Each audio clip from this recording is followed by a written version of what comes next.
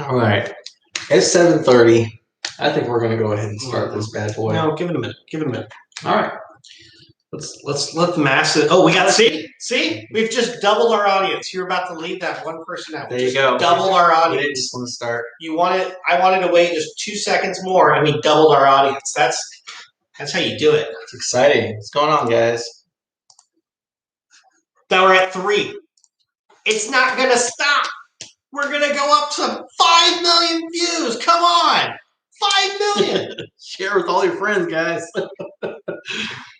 We're giving it another minute because we just had a couple people join just like in 10 seconds. That's right. No one's watching the clock. They're gonna come in. Have a few more people join us, and we'll get to all your questions and tell you a little bit about. Oh, see, we're at 4. And it keeps getting higher and higher. I hope you all have a lot of good questions for us. We got a lot of good answers. Yep. Hopefully everyone's staying safe and we're getting there. We're getting there. Oh, we lost somebody. They're like, I'm not waiting. Oh, we lost 2 people. Okay, we better start. We've lost half our audience because I wanted to wait a minute. All right, guys. Welcome to our little mini session here for answering your questions about storm damage claims, specifically what's happened here in the Houston area the last couple of weeks with people's pipes busting, calling in insurance claims, and using contractors and just answering questions in general. They hope they're using contractors. That's right. Maybe they're using, maybe they're not. Well, so a little bit about us. If you don't know, we're Blue Heron Construction. We are a general contractor, which means we have painters, roofers, floors, sheetrock guys, all different types of trades that work with us, with our company exclusively. And they do great work, and we hold them to a high standard. So versus you just finding a guy who's working at your neighbor's house doing sheetrock, and you say, hey, how much to do mine? And he gives you a price, and then he does sloppy work and leaves, and you're like, wait, what happened? Or he doesn't finish your work. Doesn't finish your work. He took your money and he just left. He takes your money and then you never see him again. He did a nice job at your neighbor's house, but he took your money and just left because he wasn't reputable. And we don't want that to happen to anybody. So we are a general contractor. We are insured. And we've been in business for years now, and we're doing a lot of good work here in the Sugar Land, Richmond, Katy, Southwest Houston, up Cypress, Tomball, Jersey Village, shout out. We've done work all around town, inside the loop and everywhere. We're here to support and help you guys any way we need. So we had the winter storm, and a lot of people had broken pipes. So we kind of wanted to talk a little bit about that. We've had a lot of questions from people calling us out, asking us kind of what should be the process, like what do they do next? And we figured it'd be best to probably give a video talking a little bit about like what the process is, what's the process to this. And so the first question you have to ask yourself is how much damage do you have, right? Like when your pipe busted, did it flood a full entire room, or did it just cause like a little bit of a leak where you turned it off automatically and then there was nothing to really worry about? Because what we're going to talk about specifically, insurance claims. Yeah, you want to gauge your level of damage and figure out. Well, the first thing obviously you want to do is you want to stop the leak. Mitigate your damages. So after you had something like that, I'm sure hopefully everyone's got their pipes fixed. If you had broken pipes or anything like that, you stop the water from damaging anything further. You turned off your water, whatever.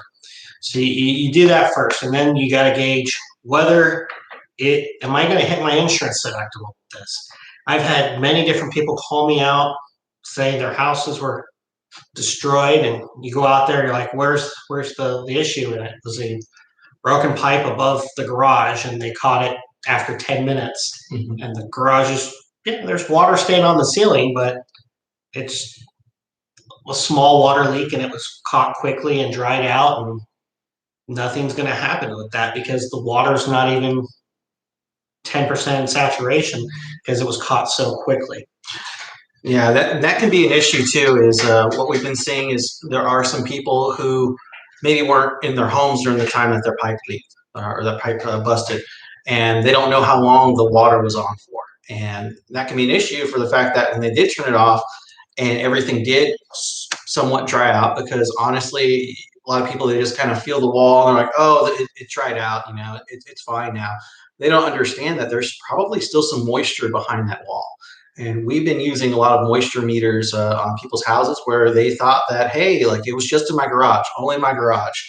And maybe a little bit of water went inside the house and maybe touched a little bit of the floors, but we just need to go up to this area right here and cut it out, and then it's going to be okay.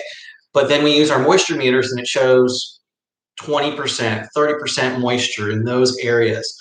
That stuff's got to come out, guys. If you don't cut out the moisture in those areas and start airing those areas out, it's very possible you might get some foreign substance that we don't necessarily specialize in, but it could start growing, and you don't want that to be an issue, because you don't want to be in the process of trying to sell your house next year, and then you have an inspector that's like, hey, we've got something behind your walls here. Well, you just don't want to live with that stuff. That's too. One. Even if you're going to live in that house for the rest of your life, you don't want that. You don't want stuff growing behind your walls, making you sick all the time, and you're wondering what's going on. Why am I sick all the time? Because we didn't properly take care of the problem when we had the opportunity. Because and sadly, some people, this is better than Harvey because most people have insurance for broken pipes. But sadly, some people are finding out they have limits on their policies, and that's sad as well. But we can still help you guys out and help you get you taken care of. Even if you have a limit on your policy, one of the things that you should take advantage of is loss of use.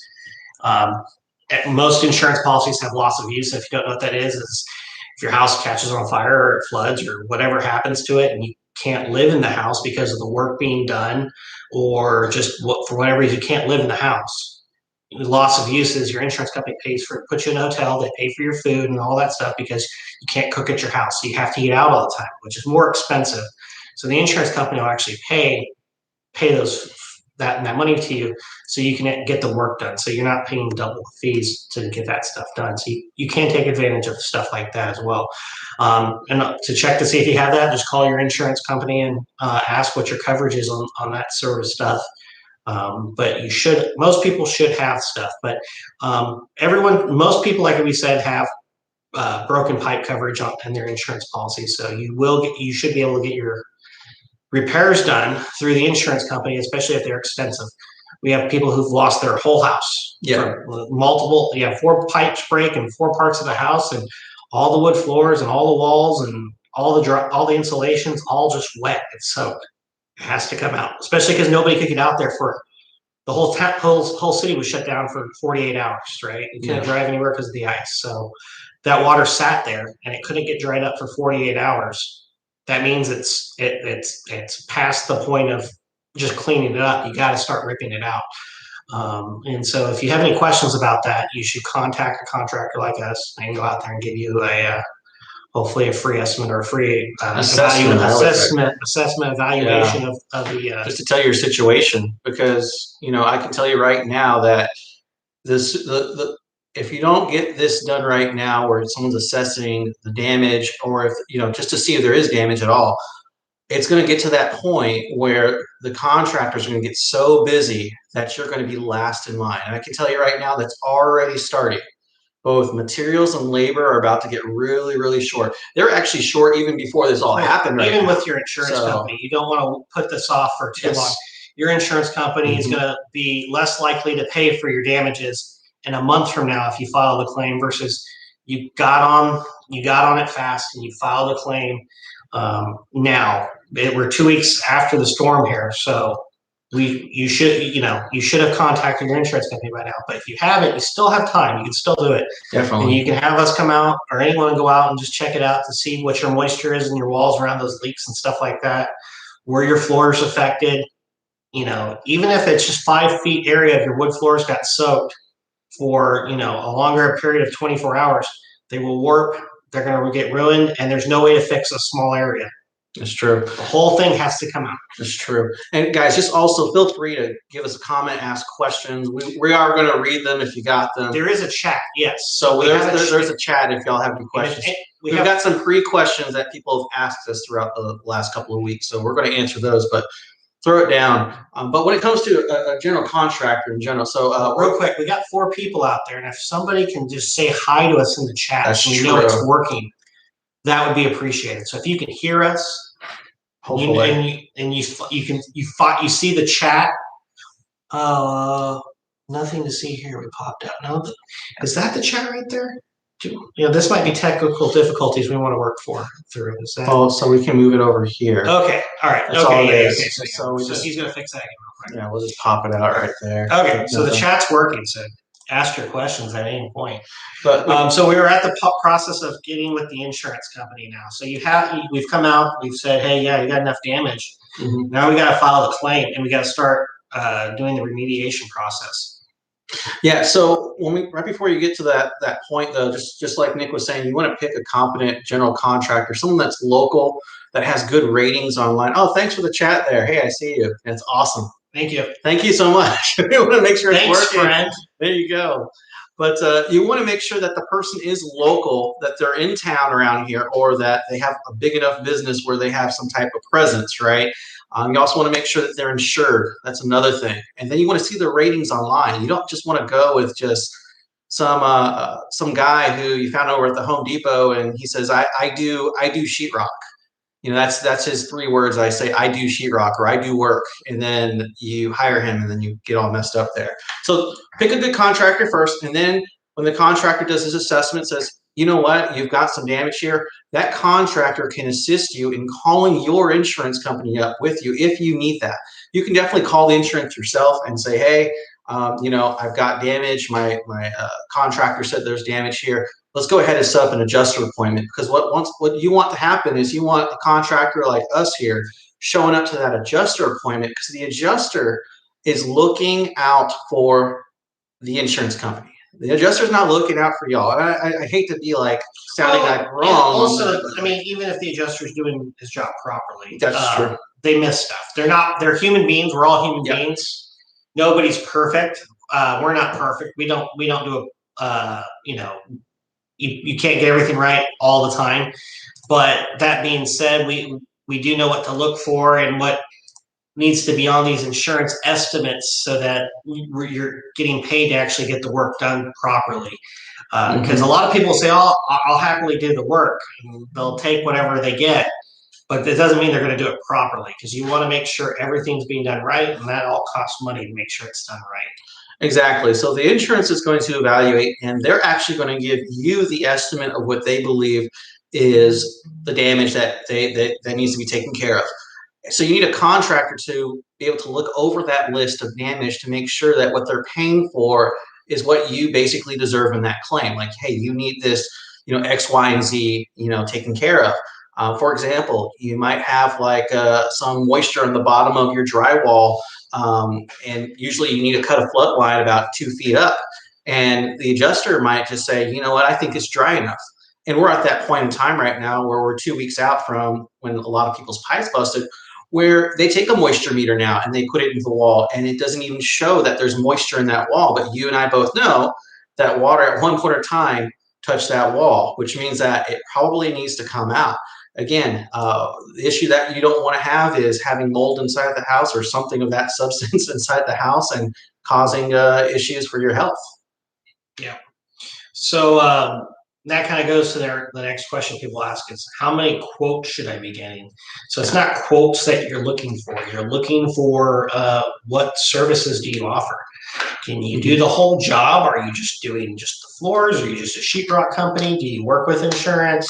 Because the insurance company is going to give you an estimate, and that estimate, whatever contractor you trust to use will take that estimate, and they can talk back to the insurance company and say, well, we need X, Y, Z, please put this on the estimate. And the insurance company looks and goes, oh, that's absolutely right. We missed that. That goes back to what I said earlier, where adjusters miss stuff, and so they put it on the estimate. So you don't need multiple quotes. You just need multiple. You want to call a couple of contractors and get a feel for them, decide whether they're the ones you want to work with. do they have time for you? That's You another know, thing. is there Yeah. when can you get to me? I mean, at this point, how busy are you right now? Are you overwhelmed with people? If you're overwhelmed, are you going to take really good care of me? I mean, we're not at that point yet, but we are. You know, we got a good number of clients from the storm here, and we're helping them out. Yeah, and here's the thing too, guys, is that this right here, I'm telling everyone, is a marathon. It's not. This isn't going to be one of these sprints that you're going to have it done in 2 weeks here. What we're running into, like I talked a little bit about before, is that there is a huge demand right now for contractors and for laborers for supply. That's another thing. I don't know if any of y'all gone to the Home Depot lately, but I've been seeing them sold out of sheetrock and all sorts of stuff that are sold out. So prices go up on those things, right? Again, this is the reason why you want to use your insurance, because your insurance will cover a lot of those costs right there. But you gotta get it done as soon as possible, basically. But the marathon is going to be getting the work done. Getting work done correctly over a few months now, probably a couple of months. I'm sure there's some guy who's happy to go out and get you 10 pieces of sheetrock and hang the sheetrock, float it, and do it all tomorrow.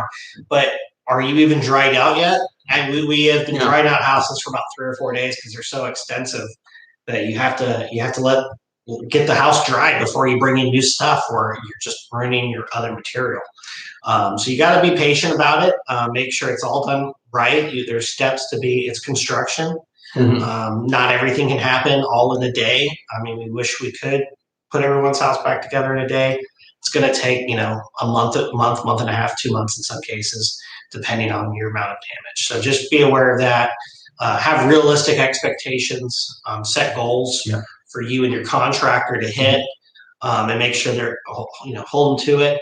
Everyone should be giving you a real expectation of how long something should take. Where are we going to be at this point next week? When can I move back in my home? Those are your goals, and you should need to be asking those type of questions. Exactly. So you need that communication going between you and the contractor, and hopefully that'll move you forward in getting everything taken care of. And like I said, just be aware that this is going to be a timely process, but it'll get done as long as you have that trust with that contractor and you know that they're going to do good work. It should be all right. So that's the way I look at it. Another question. What we got? So this one right here. Yeah, that's the last one. Okay, so I got my floors wet. Should I be concerned about the baseboards or the sheetrock? I think we talked a little bit about that right there. That, yeah, if you had some water that maybe was like an inch, maybe 2 inches high. And how long did it sit? How long did it sit there? Exactly. How much? How long did it sit? Yes. Where was it at? Was it near obviously it's going to go up. If it hit your floor and it was puddling on you came home to your kitchen, you left in the afternoon, you came back, and you had water in your kitchen all over your floors, under your cabinets. I mean, where did that water go? It went into the walls behind the cabinets, on the bottom of the cabinets, the toe kicks. It's going to spread. So you gotta do moisture checks. You gotta figure that out. In most cases, you could probably rip stuff out to dry it out. But at the same time, floors are a tricky thing where you get moisture under, even if you have a floating floor. I know a lot of people have vinyl waterproof floors, and they go, "Well, my floors aren't damaged; they're waterproof." I'm like, that is correct, but there's moisture stuck underneath the floor that's touching the sheetrock, that's touching your cabinets, and it's not drying out. And that could be an issue. And if it's not drying out after 4 days, if you put a moisture meter on your floor and it's like there's 100% moisture under that floor, that's not a good thing. That's water sitting for 4 days in your house is not a good deal. So that might be a time that the insurance will probably pay to remove and replace those floors, because they are going to be considered water damaged. Even though there might not actually be anything wrong with the material itself, the water underneath sitting for that long of a period is the problem. Well, let me give you an example of that. I actually went to a client's house this past Sunday, and apparently they had a remediation crew go in there to mitigate some water damage that happened. And all they did was cut out like a little 4x4 section. They literally took a saw and cut out a 4x4 section of flooring where the water fell on, basically, and they just tried to dry it out, and that was it. And so I met with the adjuster that day, and I was like, "There's water underneath this floor." And he's like, "No, there probably is not going to be any water." I said, "No, there's water underneath the floor." I said, "You want to check?" And he's like, "Sure." We lifted up some of the vinyl, just the waterproof vinyl. We lift that up, and sure enough, there was water underneath the pad. And it wasn't just like a little bit of water; it was a lot of water underneath it. And it was just crazy because the clients, they had just replaced their floor last year, so they were kind of like, "Well, I don't really want to replace the floor." And I'm like, "Well, do you want that moisture underneath all your floors? Because it's exactly what's going to stay there. It's not going to dry out, and then you're going to have issues." It will dry out after a few months, but Oh, it's going to dry out and leave yeah, leave something else behind for you. yeah. So you definitely don't want that. You want to get it taken care of.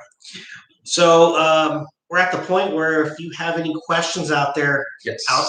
Our four people who stuck with us tonight. Thank you. Any questions? Y'all are awesome. Y'all are so cool. Hit the like button. We got 4 people. I got one like. One like. Let's get 4 likes. Let's get a couple more likes here. Come on, do it. Do it. You know you want to. Oh, man.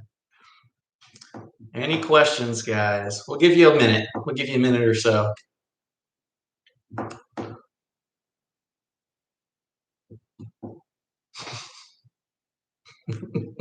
Not all at once. I know. Not all at once.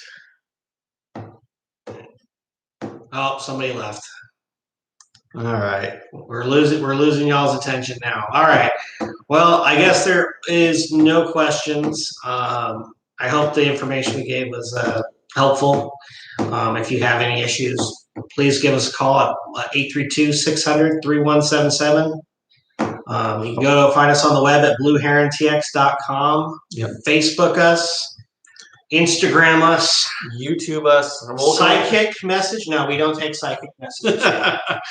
We will post this video on YouTube. So if you were still wondering about some of the stuff that we were talking about and we were talking too fast, you'll be able to rewind. Yeah, or if you know anyone who might think it's helpful to them, just share it, tag them in it, let them know. And you feel free to call us with your questions. And we want to thank you guys for sticking with us tonight, and be safe. Thanks, guys. Have a good one.